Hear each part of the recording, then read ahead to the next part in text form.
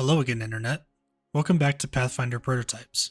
This week's episode, Raiden from Metal Gear Rising: Revengeance. Raiden, also known as Jack the Ripper, is a member of Maverick Security Consulting Incorporated, a private military company specializing in bodyguarding services for politicians. It was during one such mission protecting Namani, a newly elected prime minister of an unnamed war-torn African country, when Raiden encountered Desperado, another PMC that attacked Namani's motorcade and prompted a silent war between the two companies. During the initial conflict, Namani is murdered and Raiden is left for dead. Fortunately, he is recovered by Maverick, and the scientist Wilhelm Voigt upgraded Raiden's existing cybernetics drastically. Now, Raiden is on the warpath in a bid to put a stop to Desperado's nefarious designs to start another war. This build was quite possibly the most challenging I've made to date. I wanted to capture the essence of a futuristic cyborg ninja samurai, and as is the usual for video game protagonists, especially Japanese ones, their skill sets and abilities can be enormously diverse. So lock in and let's get this thing started. To start this build off, we're going to go with the Android Ancestry. While granting us boosts to Dexterity and Intelligence with a free boost, we also take a flaw to Charisma. To compound this flaw, we are emotionally unaware, meaning we take a -1 circumstance penalty to all diplomacy and performance checks, as well as to perception checks to sense motive. Due to his childhood, Raiden can be cold and distant when interacting with people, but he can still be plenty intimidating. On the flip side, though, we are constructed. Our synthetic body grants us a +1 circumstance bonus to diseases, poisons, and radiation. We also have natural low-light vision. Next, we'll grab the Martial Disciple background, selecting Acrobatics as our focus to get the Catfall skill feat for free. Additionally, we will take the Monk class. I feel like most people would opt for Fighter here, but Raiden's fighting style focuses a lot more on speed and flurries of attacks rather than raw power. Oh, but don't worry, we'll still be able to toss Metal Gear mechs around like they were dolls. Our starting ability scores will be 18 Strength, 16 Dexterity, 12 Constitution, 12 Intelligence, 12 Wisdom, and 8 Charisma. For skills, we'll grab Athletics, Diplomacy, Intimidation, Society, and Stealth. Just because we have a low Charisma and have very little natural ability with interpersonal interaction doesn't mean we can't have at least some training in it. We'll take the Warrior Android heritage, but this is more for flavor than anything else, since it just gets us a martial weapon proficiency. Since we are a monk though, we will be focusing exclusively on monk weapons for this build. For our Ancestry feat, we'll grab Night Vision Adaptation. Our cybernetic implants allow us to see in the dark. Our Monk class feat will be Monastic Weaponry, allowing us to use a melee weapon with the Monk trait for our Flurry of Blows and other similar monk abilities. Our favored weapon will be the Temple Sword. Not a perfect one-to-one with a katana, but close enough for our purposes. At level 2, we'll take the Key Rush class feat, allowing us to spend a focus point to move in a blur of motion, taking 2 move actions and becoming concealed for a round. We'll grab the Quick Jump skill feat to allow us to long or high jump as a single action. Not much else to say here. For level 3, we'll boost our athletics skills so we can trip and shove our enemies easier. We'll take the Fleet General feat for 5 extra feet of movement on top of our Incredible Movement Monk feature, which boosts our speed as long as we are not wearing armor. Our fists also are considered magical to bypass resistances. At level 4, we'll take the Guarded Movement class feat so it's harder for enemies to connect when we're sprinting around the battlefield, since in the game, whenever you sprint, Raiden automatically deflects any bullets shot at him by enemies. Additionally, we'll take the Powerful Leap skill feat to allow us to jump even further than normal. For our first set of ability boosts at level 5, we will boost Strength, Dexterity, Wisdom, and Charisma. Feel free to substitute the Charisma boost with Constitution, but I personally don't like having a skill in the negative, and I would argue that Raiden learns to be a bit more expressive with those he cares about as the game progresses. Character development is a beautiful thing. For our skill increase, we will boost Acrobatics, and for our Ancestry feat, we'll take Advanced Targeting System, allowing us to cast True Strike once per day. Additionally, our Perception skill increases to Expert along with our Unarmed Strikes and Monk weapon proficiencies.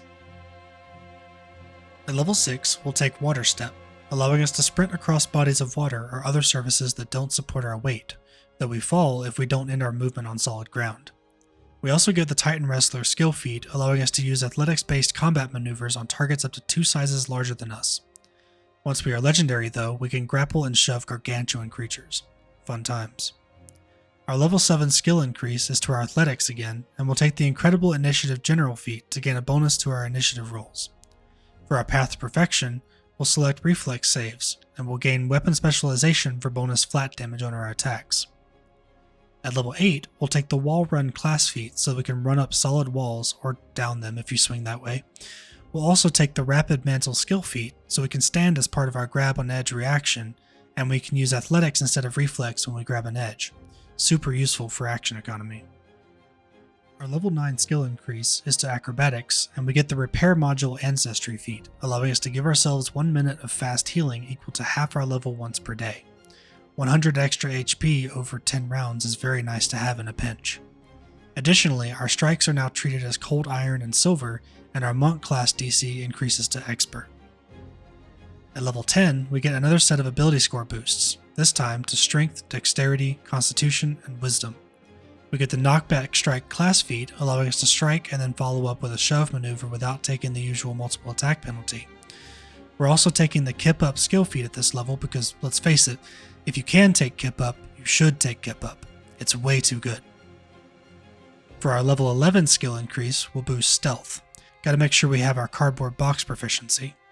We'll grab the toughness general feat for extra HP, and we'll take fortitude for our second path to perfection. At level 12, we'll take improved knockback, allowing us to push the target of our shove farther on a success, and cause damage if a wall blocks their forced movement. For our skill feat, we'll take Shadow Mark, making it easier to tail a target without being noticed. For our level 13 skill increase, we'll boost stealth again. We'll also take Revivification Protocol from our ancestry.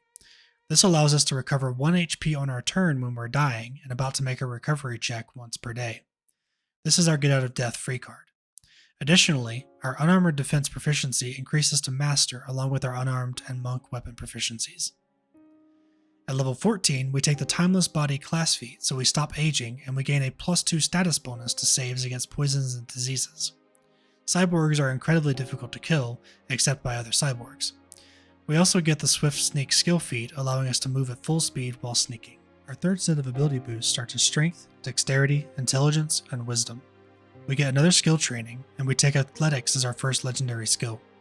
We'll take the Feather Step general feat so we can step in difficult terrain. Our third path to perfection is Reflex for legendary proficiency.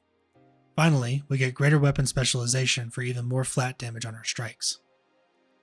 At level 16, we'll get the Shattering Strike class feat, allowing us to make an attack that completely bypasses all resistances, as well as ignoring half the target's hardness in the case of constructs. Metal Gear armor is butter under our Vibroblade. Additionally, we take Cloud Jump so we can jump incredible distances.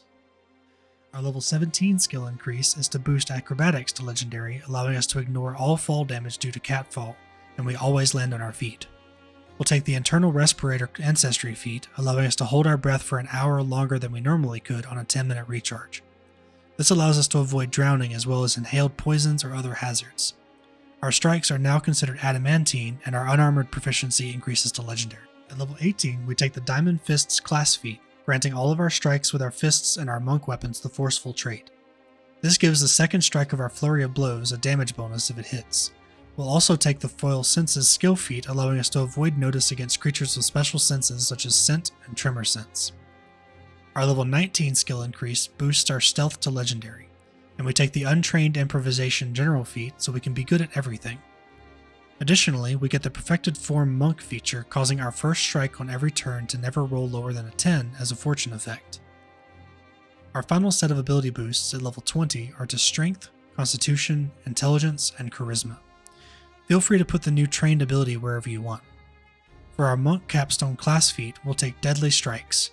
Golden Body is the preferred trait, but it is uncommon and specific to the Age of Ashes adventure path. Take Golden Body if your GM allows, otherwise we just gain the Deadly D10 trait on all of our unarmed and monk weapon strikes. For our final skill feat, we'll take Legendary Sneak. We're always sneaking unless we want to be seen. No cardboard box necessary. Now for my final thoughts for this build. I didn't take a lot of special combat actions for this build for a couple of reasons. Firstly, most of the monk's combat actions are stances, which require specific types of unarmed strikes. While some are powerful, most would interfere with using our sword. The other reason is that all of the movement abilities play into Raiden's abilities to run over pretty much any terrain very quickly and just be generally mobile around the battlefield. There are several monk weapons such as the bow staff that can reflect Raiden's extra weapons in the game. Feel free to experiment with these weapons as you go. For a free archetype build, I would recommend picking up the Acrobat dedication for additional mobility options, as well as the Fighter dedication to get access to more combat maneuvers. If your GM allows dual class, good class combinations are Fighter, Rogue, and perhaps even Gymnast Swashbuckler if you want to make a more maneuver-focused build. Keep in mind that Swashbuckler's movement bonus from Panache does not stack with Monk's incredible movement feature. If you made it this far, thanks for watching. If you like the build and want to see more from us here at Variant Rules, make sure to drop us a like and subscribe. We've got a lot of cool ideas that we're working on, so stay tuned. See you next Saturday.